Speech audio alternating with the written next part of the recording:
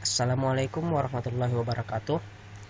Baiklah rekan-rekan sekalian, pada kesempatan kali ini kita akan membahas tentang soal-soal SKB perawat. Isi pertama, sebelum kita lanjutkan, ada baiknya jangan lupa di subscribe channel kita Ners, like and share agar channel ini lebih berkembang dan kami dapat lebih semangat lagi untuk membuat konten-konten yang bermanfaat. Baiklah, selanjutnya pertanyaan pertama, soal pertama. Ini yaitu ketika kunjungan rumah ditemukan data sering mengeluh berkeringat pada malam hari disertai batuk darah. Kemudian besok paginya keluarga membawanya ke rumah sakit. Sputum BTA positif dan ronsen torak menunjukkan terdapat bercak. Apakah pencegahan sekunder yang tepat pada kasus tersebut?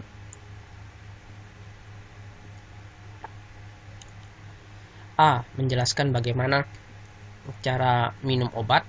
Kemudian B. Memberikan penyuluhan tentang aktivitas yang dapat dilakukan. Kemudian C. Menganjurkan untuk mengkomunikasikan dengan suami. Kemudian D. Menyarankan untuk menggunakan oksigen jika sesak. E. Penyuluhan tentang gizi pada pasien dengan TB. Nah, pada kasus ini, soal ini kita harus menentukan, harus paham dulu pencegahan. Tingkat pencegahan itu ada primer, sekunder, dan tersier. Adapun yang primer itu terdiri dari peningkatan derajat kesehatan atau health promotion dan pencegahan spesifik atau specific protection. Kemudian sekunder terdiri dari early diagnosis dan prompt treatment atau diagnosis awal dan pengobatan dini atau segera. Dan pembatasan kecacatan atau disability limitation. Kalau tersier itu ada rehabilitasi. Nah, pada kasus ini termasuk pada yang mana? Di sini kan dikatakan bahwa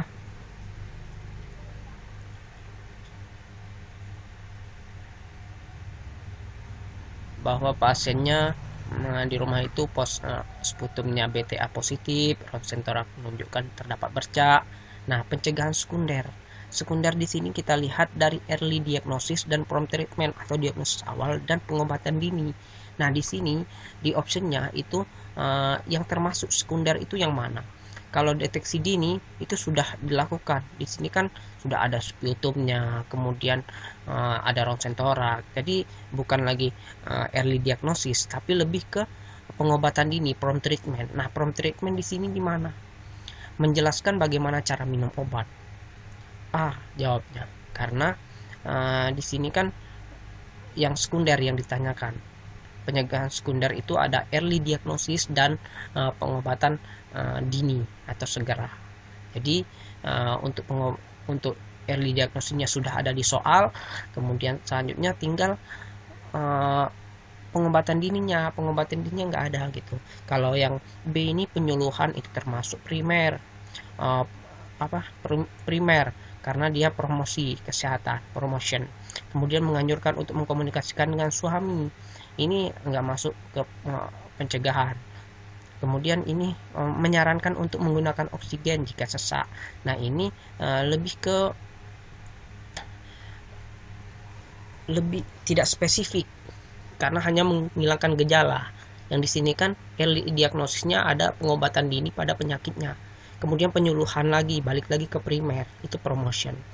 Baiklah, selanjutnya soal kedua. Hasil survei di suatu daerah ditemukan data penyakit diare pada anak sebanyak 21%, penyakit tipus abdominalis 15%, serta rematik pada lansia sebesar 35% dari total 35 orang lansia. Hipertensi 25%. Apakah masalah keperawatan pada kasus tersebut? A. Potensial terjadinya peningkatan derajat kesehatan pada lansia. B. Resiko terjadinya peningkatan penyakit degeneratif pada lansia. C. Terjadinya penurunan derajat kesehatan pada masyarakat. D. Peningkatan angka kejadian penyakit infeksi pada anak. E. Peningkatan penyakit pada lansia. Nah, pada kasus ini itu kita harus menentukan masalah. Di sini kan dijelaskan dalam menyelesaikan soal yang seperti ini, terutama dalam menentukan masalah, maka dapat dilakukan pendekatan. Pertama, apakah ada masalah yang ke KLB, kejadian luar biasa, wabah, epidemik atau pandemik. Kemudian yang kedua, di sini apakah ada program pemerintah yang terhambat. Kemudian yang ketiga, data terbanyaknya di mana gitu. Di sini kan ada yang diare anak 21%, kemudian tipes 15, rematik ada 35, dari total 35 orang lansia, hipertensi 25%. Nah, kemudian selanjutnya pada kasus ini data yang ada adalah anak dan orang tua. Data anak dan orang tua. Jadi kalau dijumlahkan itu termasuk data masyarakat. Jadi kalau untuk memahami soal seperti ini, kita harus melihat demografi soalnya itu apa saja gitu. Misal kalau disebutkan di soal ada anak, ada balita, ada lansia, ada orang dewasa gitu. Jadi itu termasuk kelompok masyarakat. Kemudian kalau misalnya di anak ada bayi, kemudian ada balita, kemudian anak, itu termasuk anak, lebih ke anak. Tapi kalau di sini termasuk ada lansianya, ada anaknya, maka termasuk data masyarakat kalau dijumlahkan. Nah, itu jawaban yang tepat adalah C, terjadinya penurunan derajat kesehatan pada masyarakat. Karena tadi di sini disebutkan ada lansia dan anak, itu termasuk dalam masyarakat kalau dijumlahkan. Kalau misalnya lansia saja yang ada data sini, berarti di sini di optionnya jawabannya harus pilih ke arah lansianya gitu. Jadi di sini jawabannya C, terjadi penurunan derajat kesehatan masyarakat. Kalau A ini potensi terjadi peningkatan derajat kesehatan pada lansia, sedangkan di soal ada anak. Kemudian kalau B ini masih lansia juga, sedangkan di data soal ada anak. Kemudian kalau D pada anak, sedangkan di soal ada lansia. Kemudian E, peningkatan penyakit pada lansia, sedangkan di soal ada masalah anak. Jadi yang tepat adalah C. Jadi kita generalkan, kita setarakan semuanya dalam lingkup yang lebih besar gitu. Kalau untuk kasus seperti ini. Kemudian selanjutnya soal yang ketiga, TBC merupakan salah satu kasus terbanyak di Indonesia.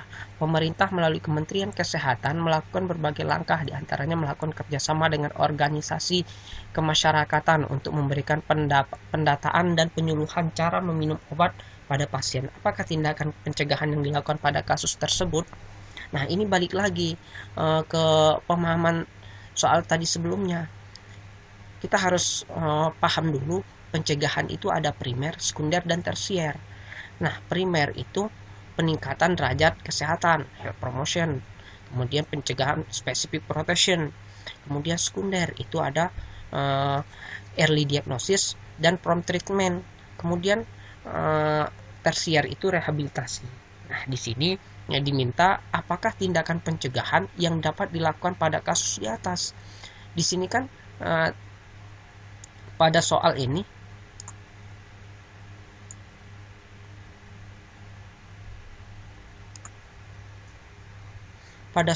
kan dijelaskan TBC merupakan salah satu kasus terbanyak di Indonesia. Pemerintah melalui Kemenkes melakukan berbagai langkah, diantaranya melakukan kerjasama dengan organisasi kemasyarakatan untuk memberikan pendataan dan penyuluhan cara meminum obat.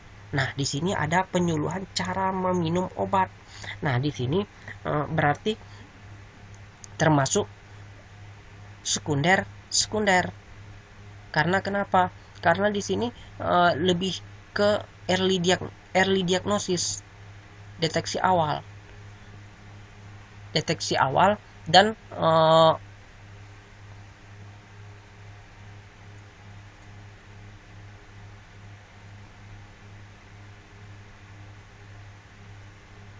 diagnosis awal dan pengobatan dini. Karena di sini yang dilakukan pemerintah ini pada pasien, bukan pada masyarakat. Jadi kalau pada pasien itu lebih ke lebih spesifik gitu. Bukan lagi specific protection itu untuk yang belum menjadi pasien, tapi lebih untuk deteksi awal. Nah, kalau early diagnosis ini sudah terdeteksi, pasiennya sudah terdeteksi, kemudian dilakukan pengobatan dini, maka dilakukan penyuluhan. Jadi itu pencegahan sekunder dan sekunder. Kalau primer dan primer itu harus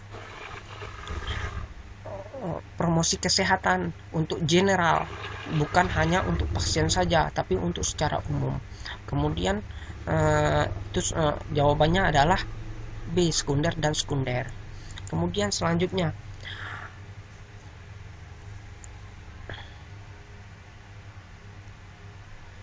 hasil dari kunjungan rumah didapatkan tekanan darah 160 per 100 mm hidrogenum, nadi 90 kali per menit, kesadaran kompos mentis, berbaring di tempat tidur karena pasien mengeluh sakit kepala. Menurut keluarga, sudah seminggu mengalami keluhan sakit kepala. Kemudian perawat tersebut merujuk pasien untuk dibawa ke puskesmas atau dokter terdekat. Apakah peran pada kasus tersebut? A. Pemberi asuhan keperawatan, B. Advokat, C. Kolaborator, D. Konselor, E. Edukator. Nah, pada kasus ini kita harus paham dulu peran seorang perawat itu apa saja gitu. Jadi kalau kita sudah memahami di sini, kita mampu dengan mudah untuk menjawab soal seperti ini. Jadi di sini dijelaskan menurut keluarga sudah seminggu mengalami keluhan sakit kepala. Kemudian perawat tersebut merujuk, kata-kata kuncinya adalah merujuk.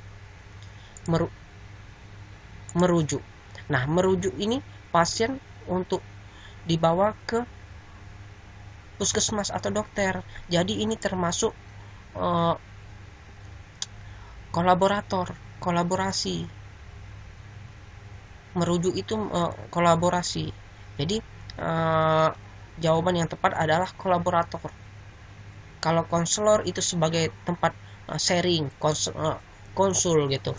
Nah, memberikan saran, memberikan penjelasan. Kemudian kalau edukator itu menjelaskan tentang penyakitnya atau tindakannya atau tata laksana dari penyakitnya. Kemudian asuhan keperawatan, caregiver gitu, memberi asuhan keperawatan.